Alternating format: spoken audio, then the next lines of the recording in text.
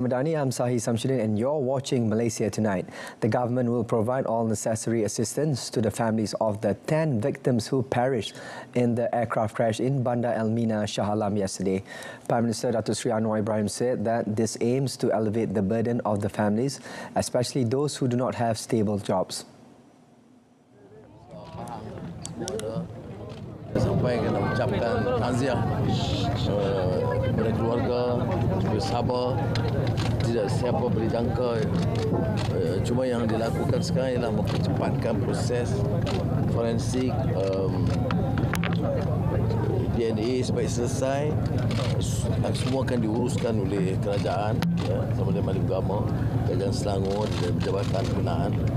Kita akan bantu dan dari segi kerajaan, persekutuan serta negeri, kita akan bantu untuk meringankan beban keluarga. The Prime Minister also said that he has been monitoring the case since yesterday and appreciates the seamless operations conducted by the relevant agencies. Datuk Seri Anwar Ibrahim was met after visiting the victims' families at the Forensic Department of Tengku Ampuan Rahimah Hospital.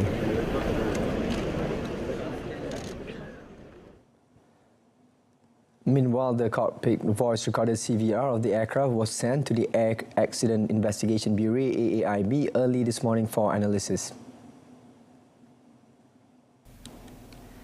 Transport Minister Anthony Loke said AAIB, a bureau under his ministry, has been instructed to conduct an immediate and thorough investigation, and the results of the investigation will be made public as soon as possible.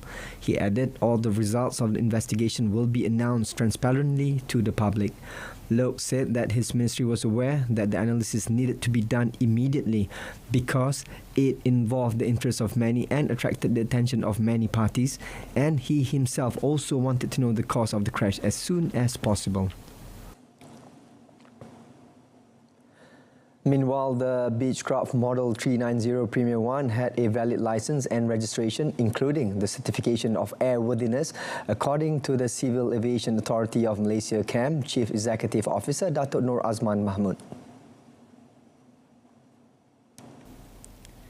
Elaborating, Datuk Nur Azman said the aircraft, which was registered overseas and using a license issued by a foreign authority, was in compliance with the rules of air while flying from Langkawi to Subang. He said based on information retrieved, all licenses held by the aircraft operator, including the flight crew license, registration certificate and the aircraft's airworthiness certificate were valid. When asked if Jet Valet Sdn Bhd operations would be temporarily suspended, the CAM CEO said not at the moment, as they operate under the private category, which is used by the owner and not for hire and reward or commercial purposes. Datuk Nur Azman said CAM would assist the Air Accident Investigation Bureau under the Transport Ministry in conducting investigations into the tragedy, particularly from a technical perspective, focusing on flight operations. Bank Negara Malaysia or BNM said the Madani Economy Framework will anchor the comprehensive restructuring of the Malaysian economy, supported by several important transformations such as having a revitalised industrial sector. Commenting further, BNM Governor Dato' Abdul Rashid Ghaffur said Malaysia's economy remains on track to achieve a growth of between 4.0% to 5.0% this year, backed by the labour market's continued recovery, implementation of projects and rising tourism activities.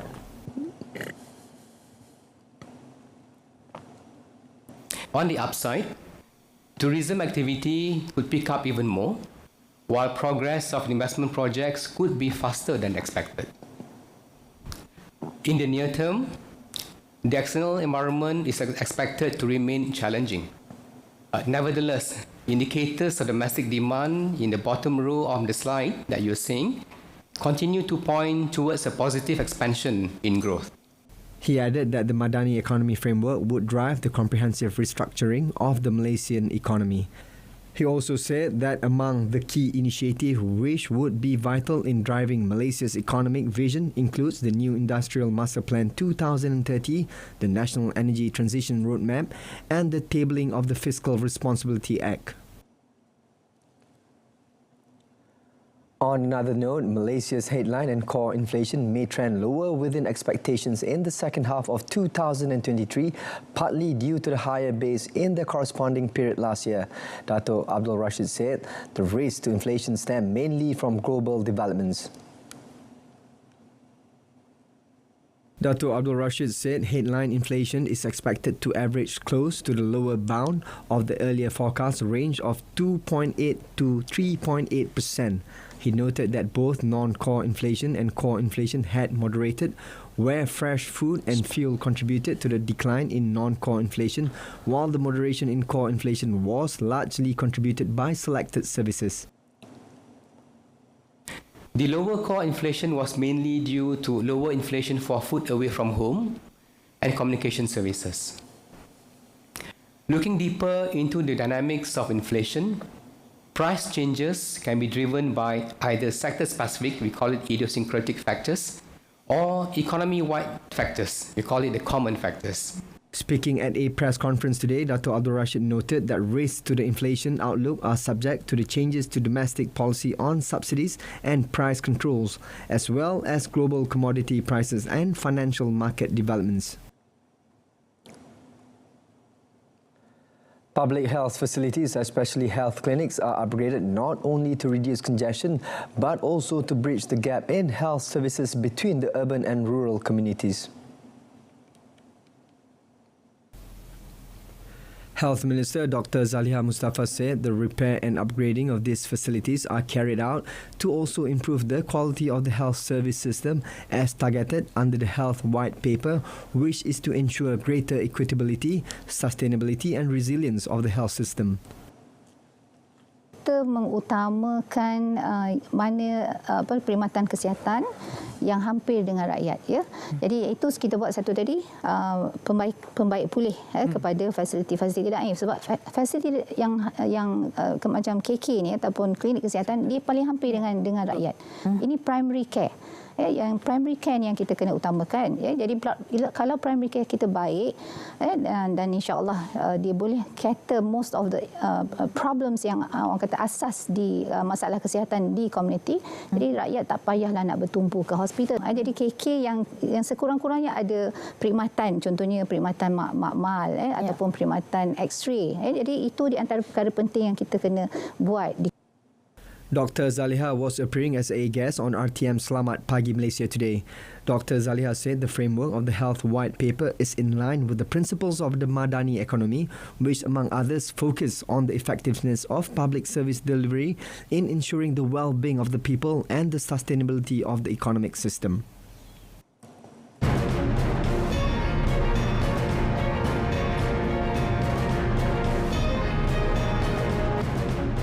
Still ahead, Ukraine port ship reaches Istanbul despite Russian blockade.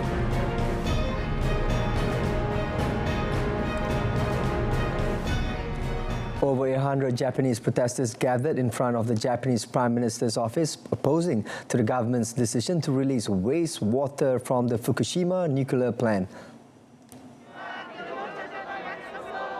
Carrying placards and banners, protesters demanded the government to reverse the plan and handed a copy of written petition to a Japanese upper house lawmaker and a representative of Tokyo Electric Power Company. Japan's nuclear regulator last month granted approval for the plant operator to start releasing the water, which Japan and the International Atomic Energy Agency say is safe, but nearby countries fear it may contaminate food. Japan says it will remove most radioactive elements from the water except for tritium, a hydrogen isotope that must be diluted because it is difficult to filter.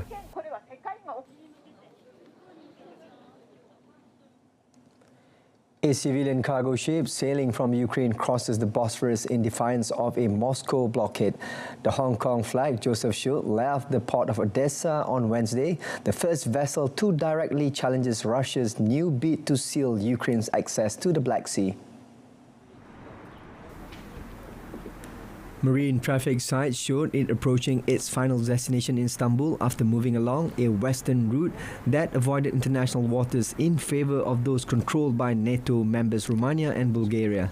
The Joseph Schultz missions came Days after the Russian Navy fired warning shots and boarded a Turkish-owned but Palau-flagged vessel that was sailing to the Ukrainian river port of Izmail. The Russian attack put immense pressure on NATO member Turkey to stiffen its official neutral line in the war.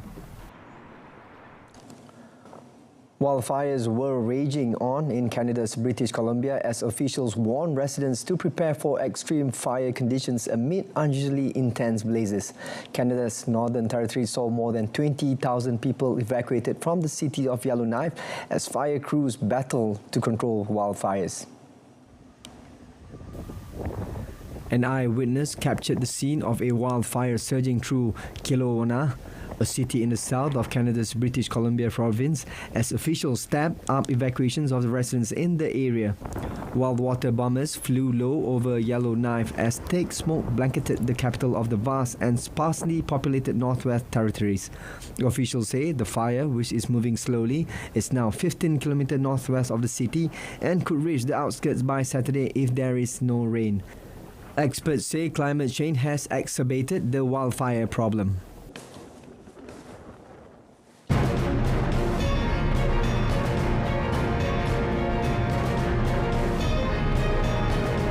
Coming up in sports, Brazil stands Wawrinka to reach Cincinnati quarterfinals. Alcaraz outlasts Paul. Stay with us.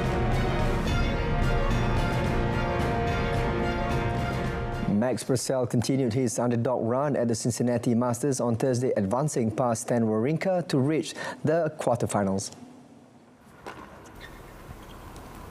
Having upset fifth seed Casper Ruud on Wednesday, Purcell powered past the three-times Grand Slam winner 6-4, 6-2 and will meet world number 1 Carlos Alcaraz in the last 8. The Aussie qualifier saved both break points he faced and broke 3 times in a straightforward win to continue his charge up the Pepperstone ATP Live rankings. This week he is up 23 places to number 47, setting himself up to break into the top 50 for the first time in the Pepperstone ATP rankings.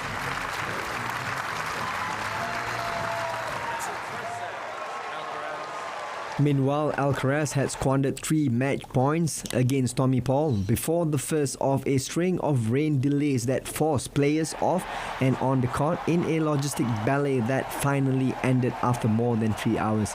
Paul cracked the code to beat the 20-year-old earlier this month in Toronto, but a handful more errors from the 14th seed this time around helped Alcaraz get the upper hand in his 7-6, 6-7, 6-3 victory. Spain continued their preparations on Friday ahead of the Women's World Cup final against England. The players appeared to be in good spirits as they trained at the Leichhardt Oval in Sydney 2 days before Sunday's final at Stadium Australia. Their preparations were clouded by a dispute with 15 players who last year said they no longer wanted to be considered for selection.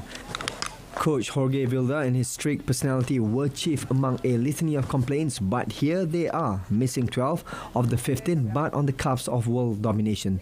About 75,000 fans will pack Stadium Australia and Sydney for the final of a World Cup that saw many of the favourites fall early.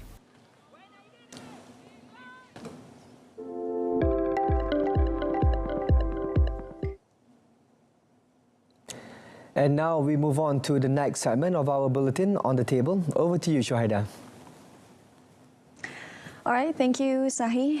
Good evening. We welcome to the studio today and to the program tonight, which is Mr. Zulkarnain Muhammad Yassin, the Chief Regulatory Officer from the Malaysian Communications and Multimedia Commission, MCMC. Now, we'd like to start off with MCMC's statement today, where the statement says, and advising all quarters to take down any photos or videos of victims of yesterday's light jet crash near Shah Alam. Now, this has been a common and standard behaviour of netizens on social media, which is not a good practice for Malaysians if we want to be portrayed as a caring society, and etc.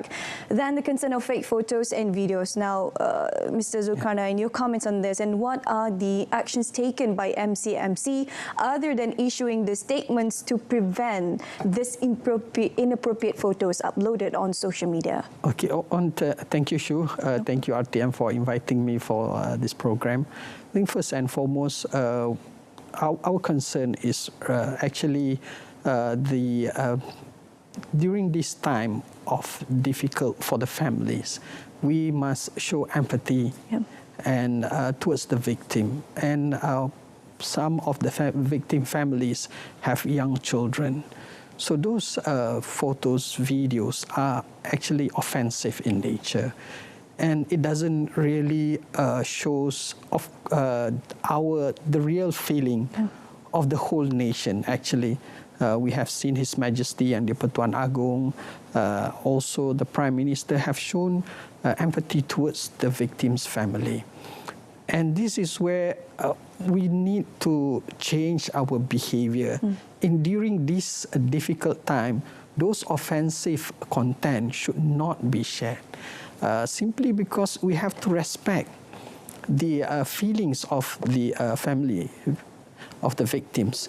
Now, for MCMC, apart from first we have to stop the spreading of those offensive pictures, but at the same time we reiterate the conditions that anyone who not only the first to share, but also anyone who posted that content, offensive content, can be prosecuted if there is a complaint being put up by anyone. So it is offensive in nature.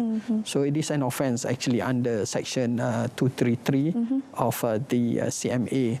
And also for the news portal, if they produce that content on their portal, it is an offence under Section 211 of the Communications and Multimedia Act 1998. So it is actually, for us, it is not about the taking action, not only issuing statement, but we will take action. We will firm on this matter. And we have taken action before. And we will not stop if this trend continues. And please, if you feel offended, report to us. We will certainly take action on those who shares those pictures or videos. Now, speaking of the online social media platforms, earlier this June, there were considerations on taking actions against the Telegram due to the cybercrime cases involving, messaging platform that spreads inappropriate photos, scams. Not to mention there are abundant of scams on the Telegram. Now, the application, the problem is it has been widely used and by certain groups. So, what are the actions taken by the MCMC afterwards? Because as far as we are concerned, there has been a meeting that was set up between the ministry, KKD, and the people who are responsible for spreading this inappropriate photos on Telegram. No, Telegram is just one part of the applications, but subsequently we also have a meeting chaired by the minister with WhatsApp. So I think it is not just about Telegram. It's also other messaging platform that we have seen being used by irresponsible people or crime syndicate to perpetuate either crime or online gambling or other harmful type of content. So what post the meeting for each platforms, we have organized workshop with the Telegram and WhatsApp to have channels, dedicated channels to look into those harmful content related to cybercrime. So there is now a better working relationship, better understanding of the processes that we need also to follow to make effective enforcement towards the prevention of the platform being abused by syndicates or criminals to commit crime. So I think that there is good progress. The workshop not only involve MCMC, but we also have they have also onboarded PDRM primarily to look into addressing scams that are using the Telegram or WhatsApp to lure victim or to market their scam. So there is a lot of modus operandi. They use this platform to lure the victim and to part away with their money or information that they can that may be valuable for them to use in the future. Now that you have mentioned the modus operandi, I think it is better that we give the awareness to our viewers today. What are the latest MO that the scammers are doing at the moment?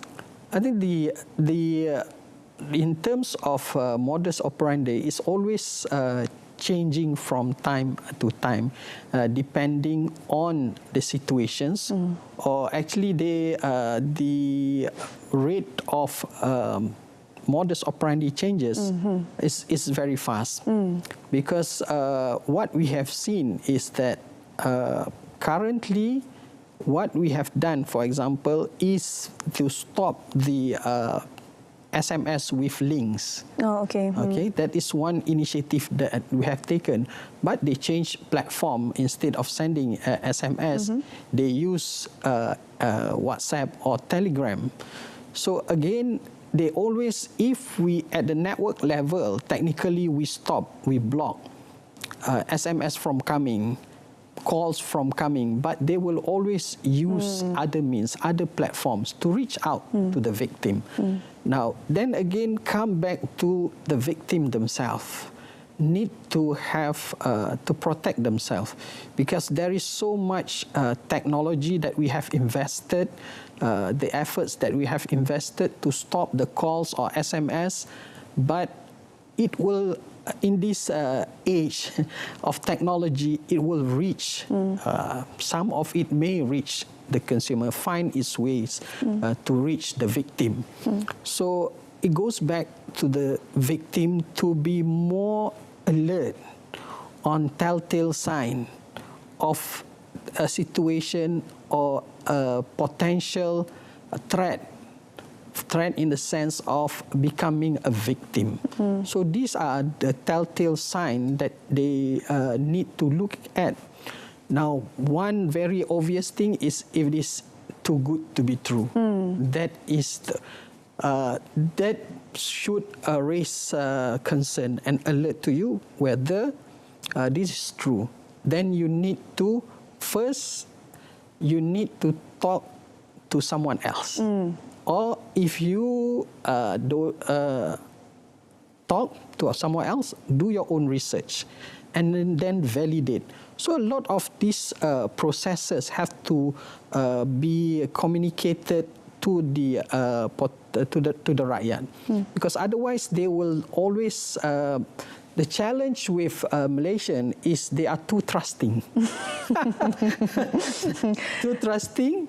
Secondly, gullible. Thirdly, yes. Sometimes some of us are greedy. So those, if we have that kind of nature, we must be very careful. If we are not greedy, we may be gullible. So those are emotions or behavior that the scammers know how to manipulate. So it's actually behavioral manipulations that these scammers are being very successful, I would say, in getting people to be scammed. Because the thing is, it's not just ordinary people got scammed. We have people from a higher rank position also had experience with scammer and lost quite a lot of money. Now, today, to quote a media report from MCMC posted on its Media Center webpage, there has been a wide loss. Now, according to the figures from Bursa Malaysia, the losses reported scams amounted to 5.2 billion ringgit period during COVID-19. Now, we all know how much technology were used during the pandemic, and there were many more that went unreported. Mr. Zulkarnain, in a nutshell, what has MCMC done to educate the public, aside from being here in the studio and discussing about the cybercrime? In terms of program or creating awareness, we work together with Bank Negara, Securities Commissions, and also other agencies like Cybersecurity Malaysia to spread the knowledge to the people about what they need to do to prevent themselves from becoming a victim. So in terms of what we can see is, again, I want to reiterate that, it is in terms of when we talk about investment, it is always about iconic people. They will show or they will entice you to look at advertisement with a picture of successful businessmen, successful bankers, successful investment personality, to inform you or to lure you into believing that these people are investing in cryptocurrency, for example. So they are successful in the investment in bitcoins and cryptocurrency. So it will, when you see a very successful investment banker, successful businessman also participate and profited from this investment, so you will want to, of course, know more. This is once you are, that is part of the modus operandi, where they lure you and they hook you to believe that, this successful businessman invested in this, it must be true. And then there's another one, which is a job scam. Yeah. Right. What are the things that MCMC had done together with PDRM to prevent this matter? Probably a short answer one. In terms of a job scam, investment scam, we have sebenarnya.my. Sebenarnya.my is not only about fake news, but it also provide information for the public to be aware of latest scam that is happening in the space, the online space. Somehow the web is long forgotten. We used to tell people, our viewers, about this. It's still updating. It is updating. We have some plans for sebenarnya.my, but at the moment we will be using widely sebenarnya.my to inform the public, because it has a viewership of average 2 million per month. I see the web is going very successful now that it has its own platform to tell people, especially the viewers today, about the fake news and as well these scams out there. Thank you, Mr. Zulkarnain. It's the only time that we have, and that concludes this edition of Malaysia Tonight.